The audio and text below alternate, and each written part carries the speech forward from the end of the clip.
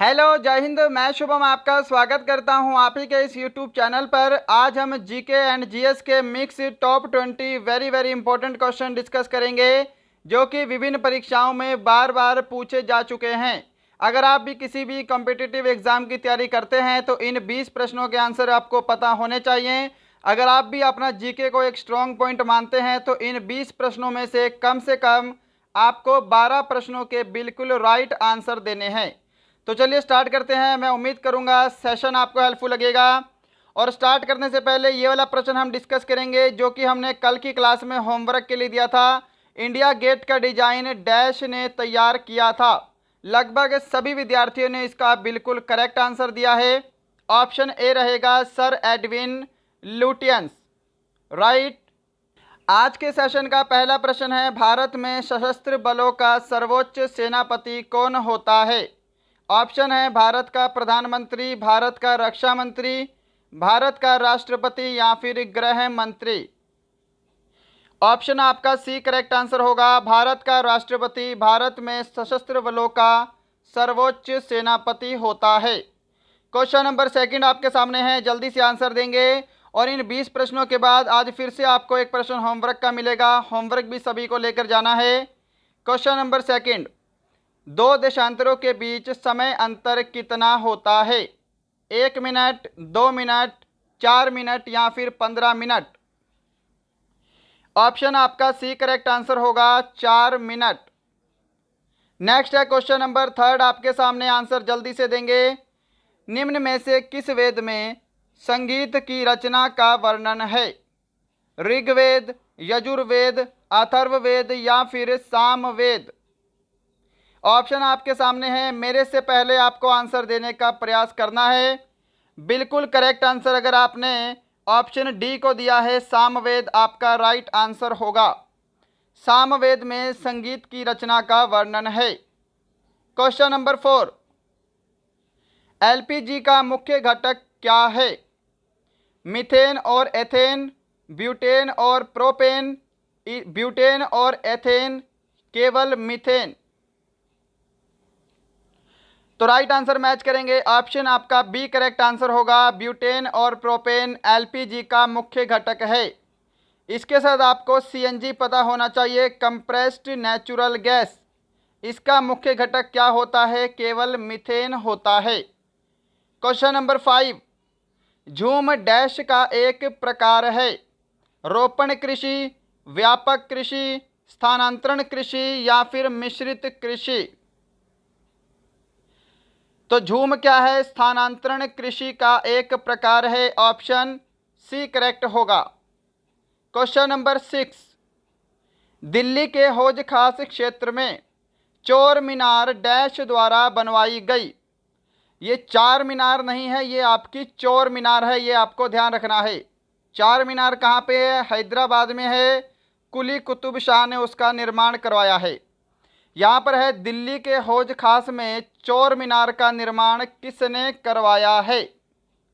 Option A right answer होगा, अलाउद्दीन खिलजी। मेरे से पहले आपको आंसर देना है और मैच करना है। आज का कितने स्कोर हो रहे हैं? आज का टारगेट है 20 में से केवल 12 प्रश्न राइट करने का।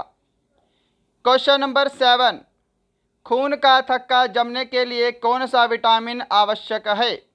Vitamin A, vitamin C, vitamin B या फिर विटामिन के।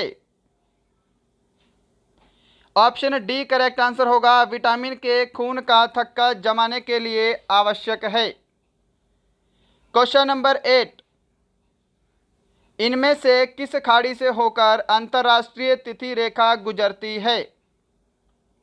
अंतर्राष्ट्रीय तिथि रेखा 180 डिग्री देशांतर किस खाड़ी से होकर गुजरती है? ऑप्शन है मुलाक्का की खाड़ी, हरमुज की खाड़ी, बेरिंग की खाड़ी या फिर टॉरेंस की खाड़ी।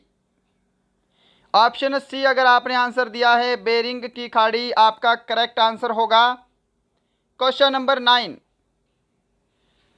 किस भारत सरकार अधिनियम के तहत पहली बार विधायिका में कुछ निर्वाचित प्रतिनिधित्व की मंजूरी दी गई? ऑप्शन है भारत सरकार अधिनियम 1818, भारत सरकार अधिनियम 1909, भारत सरकार अधिनियम 1919 ऑप्शन डी भारत सरकार अधिनियम 1935। बिल्कुल राइट आंसर ऑप्शन बी होगा, भारत सरकार अधिनियम 1909। क्वेश्चन नंबर 10, कौन सा रोग निकेल के कारण होता है?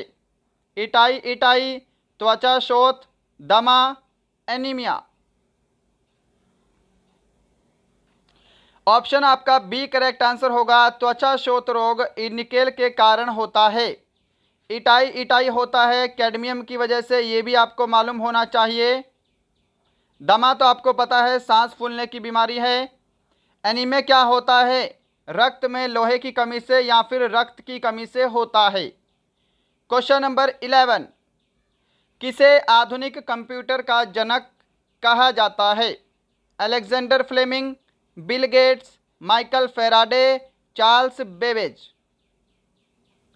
ऑप्शन डी राइट होगा, चार्ल्स बेबेज को आधुनिक कंप्यूटर का जनक कहा जाता है।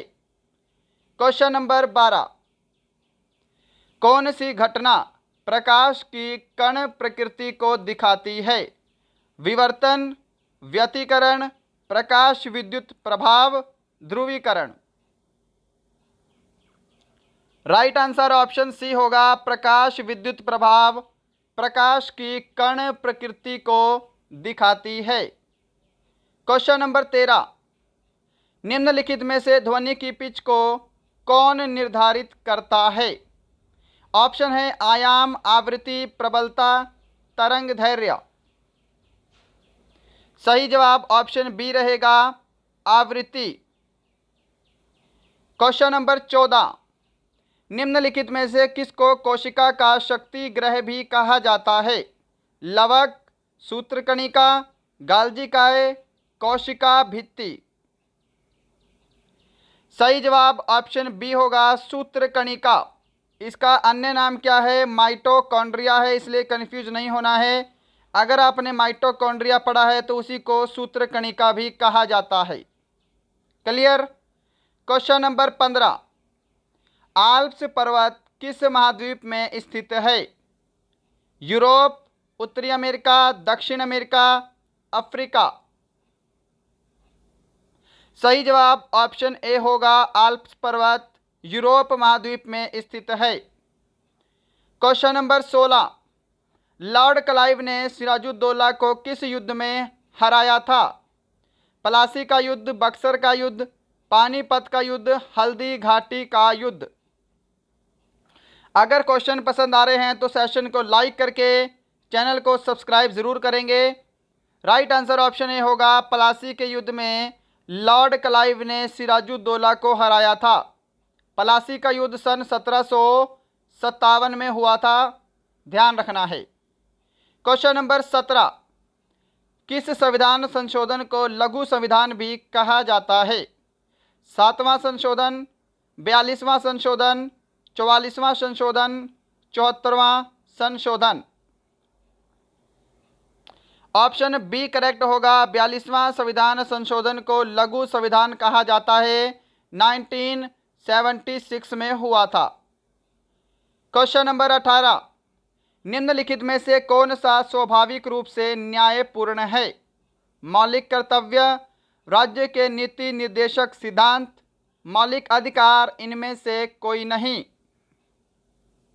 राइट आंसर ऑप्शन सी होगा, मौलिक अधिकार।